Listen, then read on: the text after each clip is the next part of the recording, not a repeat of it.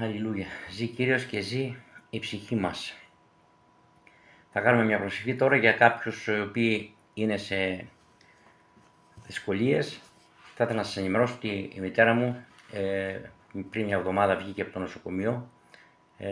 Της έδωσε και άλλη παράταση ο Κύριος. Πάει πάρα πολύ καλά. Είναι 87 χρονών. Ευχαριστώ για τις προσευχές όσων προσευχηθήκατε και για όσους δεν προσευχηθήκατε. Να είστε πάντα καλά. Η ομάδα ενωμένη στην προσευχή είναι αφιερωμένη στις προσευχές.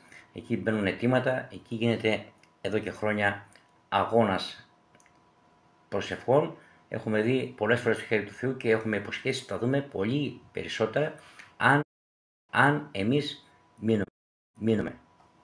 Χρειάζεται να είμαστε πολλοί. Ο Χριστός λέει όπου και δύο και τρεις, να είμαστε μαζεμένοι στο όνομα το δικό μου.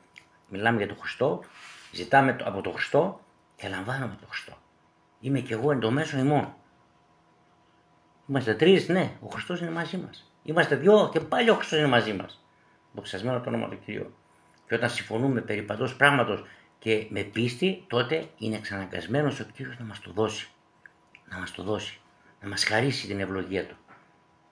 Να μας λύσει το αίτημά μας. Τι είναι, θέμα ασθένειας? Τι είναι, άλλαξε ο Θεός? Όπως και τότε με ένα λόγο θεράπευε και τώρα θα θεραπεύσει. Εμείς όμως θα το φέρουμε ενώπιον του Κυρίου. Με πίστη, με ταπείνωση και με αγάπη.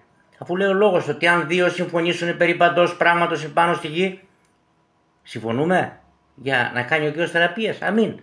Από την ώρα που βλέπει ο Κύριος ενότητα, πραγματική συμφωνία, έστω 2-3 αδελφών, τότε με ομοψυχία αμέσως δεσμεύεται ο Κύριος και υψώνει την κρατεά του δεξιά χείρα και λέει ας γίνει τούτο εις εσάς.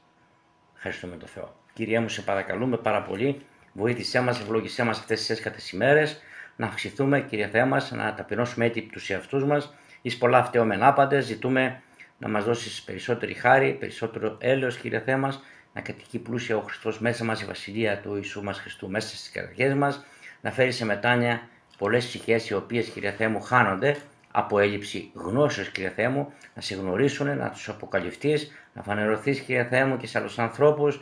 Δώσε, Κύριε Θεέ μου, αλληλούια, δώσε αγαθές και δώσε, αλληλούια, τέρλια δοήματα, εσύ, Πατέρα μας από τον ουρανό. Βοήθησέ μας και εμάς που μιλάμε, να έχουμε αγάπη και να βλέπουν οι άνθρωποι την αγάπη, αυτή την αγάπη που εσύ μας δίνεις, γιατί εσύ είσαι αγάπη, Κύριε μας, και να τη μεταδίνουμε και εμείς δωρεάν, καθώς λάβαμε δωρεάν από σένα, σε παρακαλούμε. Προσευχόμαστε για τους αρρώστους, όλους τους αρρώστους, Κύριε Θεέ μας, εσύ ο Θεός ημών, να επισκεφτείς, να ευλογήσεις αυτές τις τελευταίες ημέρες και στην Ελλάδα και στην Κύπρο και σε όλο το πρόσωπο της γης, Κύριε Θεέ μας, και να μας χαρίσεις πολλές θεραπείες ψυχών, ψυχικές αρρώστιες, αλλά και σωμάτων, Κύριε μας, σωματικές αρρώστιες, ακόμα και ανίατες αρρώστιες, Κύριε Θεέ μας, γιατί είσαι δυνατός, αλληλούια, σε χώρες πολλούς αμαρτωλούς, γιατί όπου υπερίσπισε η αμαρτία, υπερίσπισε η χάρη σου, Χριστέ μου, αλληλούια, ελέησε, αλληλούια. Δώσε χάρη, Κύριε Θεέ μας, ευλόγησε, σε παρακαλούμε, διαφύλαξε, Πατέρα Άγιε, αυτές τις τελευταίες πονηρές ημέρες που ζούμε, Κύριε Θεέ μας,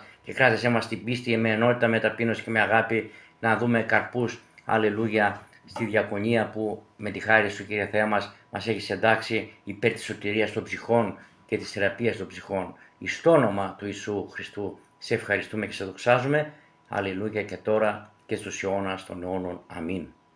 Σε αυτό το σημείο θα ήθελα να σας ευχαριστήσω. Η αγάπη του Θεού, η χάρη του Κυρίου μας Ιησού Χριστού, η κοινωνία του Πνεύματος του Αγίου να είναι μαζί μας. Μαράναθα, ο Κύριος έρχεται, αδελφοί. Αμήν.